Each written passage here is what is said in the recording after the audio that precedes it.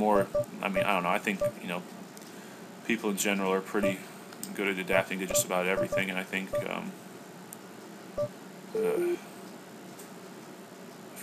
small circle fucking. I think you know most people could probably get used to at least somewhat playing 24 tables. You know, maybe you wouldn't play your best poker at it. I have a friend that's been playing it for over a year, and he's been trying to do Supernova Elite, playing 100 no limit full ring, which is super freaking tough. He didn't make it last year. He probably could have, but at the end he was just spewing so much at the tables he had to quit. But he plays, you know, nonstop, and he plays so many hours trying to make it at 100 no limit that I think a lot of times he doesn't really play very good at all, like, you know, borderline terrible. So I mean, I guess technically that's not 24 tabling good. I mean, I guess everyone kind of expects to make some mistakes and misclicks, but if you're just making stuff where every 4 hands you look at on your hand replay afterwards, you're going, why the hell did I do that? I guess you wouldn't quite call that successful then. I mean, you know, you got to at least, I mean, anyone can click the buttons fast enough. You got to at least be doing what you're trying to accomplish.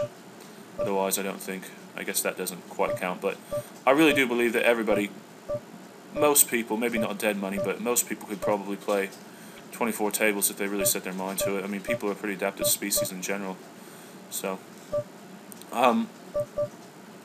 yeah, so I'm not really going to get too much into the strategy I'm trying right now, mainly because I think if I tried too hard to explain it, I'd probably fuck up. I've already noticed just from a bit of talking that that I've already, you know, made a couple plays that I probably wouldn't have, but at least in the early going, it seems like this new strategy's changed my win rate from maybe around a 2 big blind per 100 loss rate to, you know, hopefully I'll be able to get somewhere around that 1. But anything that's not, you know, a loss is obviously sweet. So, man, once again though, I don't know if maybe I'm just not noticing it, but yeah, I feel like now that I'm on the video again, I've like had very few all-ins around the blinds and whatnot, and maybe I just start knitting it up when I'm on the video or something. But I don't know. Very few post-flop hands or anything like that. This guy right here abusing poker, this son of a bitch. I was playing him quite a bit on full ring. We were some of the few guys that would start heads-up tables and stuff like that to get more people.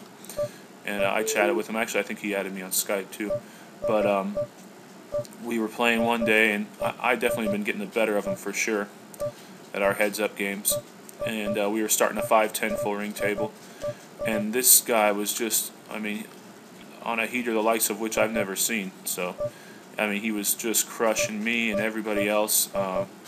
We were 3-handed at a 5-10 table, and anytime it's 3-handed, I mean, this guy literally raises 100% of small blinds and 100% of buttons. And I was directly to his left, and so I think I had like ace-9. I jam on him for, you know, the 200, which is, you know, 5-10 cap. Snap calls me with ace-king, smokes me, okay, whatever. Next hand, I have junk. I don't even remember what happens. We fold around or whatever. And then the next hand, I have ace-10. He raises. I shove. He's got ace-king again. Smokes me. Long story short, he ends up just getting like just nothing but monster hands for like the first, you know, within like probably like 60 hands or maybe even less than that, I guess, because it was 3-handed. But in a very short order, the guy had smoked me for about $1,100, and then he was crushing the other guy at the table too. You know, if they called a flop, he'd flop trips. It was just crazy. And then not only that, but he was sucking out a lot too if he did get it in behind. And he said for the day he was like 2,800 above EV, plus his EV was probably up about $2,000. So he made a freaking killing. But so now every time I see him, I just automatically go a little bit on tilt. Like, I'm just like, you motherfucker, where's my $1,000 you owe me? So probably not gonna ever get it back though. That's okay.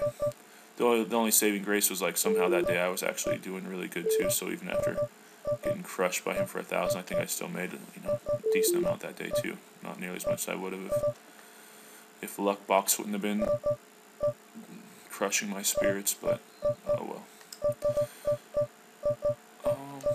Let's see. see. I don't think I really have much else to talk about.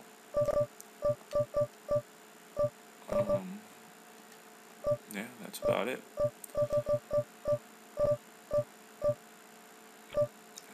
Darkness, I'm gonna get off this table. So anyway, yeah, this is 6 Max 2.4 cap in all its glory. Earning, hopefully keep earning around the 1200 VPPs or so would be sweet.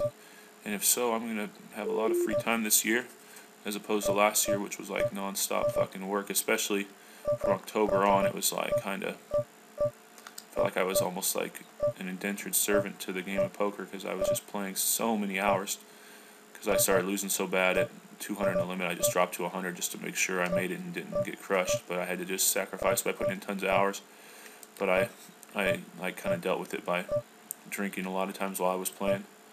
I just figured, 20 big blind stacks, or I mean $20 stacks.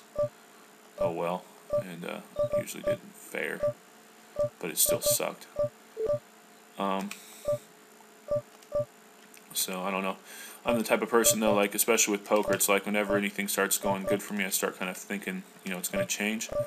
And so far PokerStars hasn't really disappointed me. Every time they've decided to make some kind of change with their binds and stuff like that, it's affected me adversely so far. So hopefully, the cap tables are here to stay for a while, and they'll keep going if I can keep doing well at them. So, and today's Thursday, so that means it's time for another golf tournament on TV. So pretty excited about that.